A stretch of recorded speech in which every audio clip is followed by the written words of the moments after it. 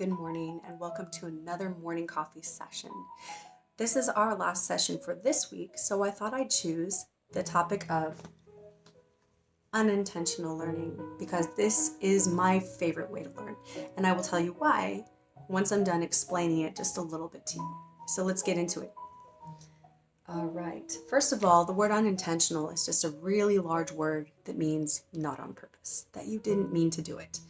Now, we're used to learning in a classroom when we open textbooks, when we go out of our way to learn a skill online. That is intentional learning. We're doing it for a reason and on purpose. So how can we learn things without meaning to? There are three main ways that I've broken it down to, and they often lead to the next. So the first one is curiosity. We are all curious. As human beings, we wonder about the stuff we see, the clouds in the sky, the stars, the animals, the people around us. We ask questions all the time in our heads. So with our own curiosity, with observations, if you notice something and you log it away, you have learned something without even meaning to. So that natural curiosity has led you to unintentional learning, right? The next one, curiosity often leads to this, is trial and error.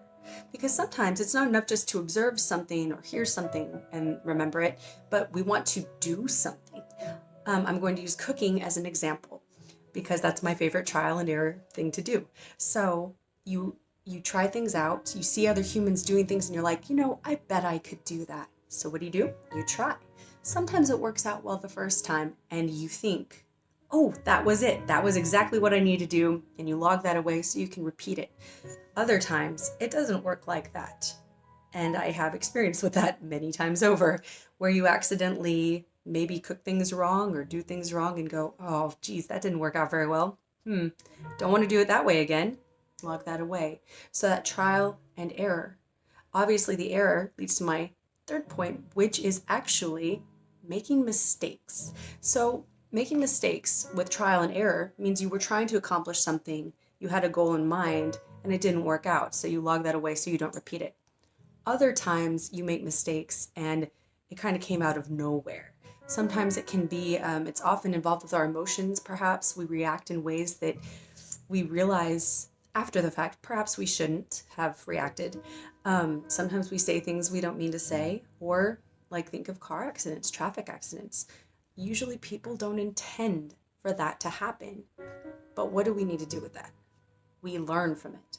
We don't want to repeat that. So if you can log that away and remember, okay, how did I get there? I don't want to get there again. And you remember it. Then you've learned from that mistake, right? So again, those three ways are going to be curiosity. Human beings wonder about the world around them, which can lead to trial and error. We want to try to do things that we observe. And sometimes it doesn't work out, which can lead to making mistakes. Other times we make mistakes in general. But as long as we learn from them, then we have unintentionally learned something. This is my favorite way of learning, and here's why. Oftentimes we set out to learn things on purpose, right? But other times, maybe we've had a long, hard day, maybe things haven't been going our way, and I will think to myself, I don't know if you do this or not, but I do. I'll be like, oh my gosh, what did I even accomplish today? But guess what? No matter what you've been trying to do or not, you have been learning unintentionally. And so please remember that at the end of your day, whether you meant to or not, you have learned something, and we do it all of the time. So on that note, and until next time, I hope that you learn lots of great things unintentionally until we meet again.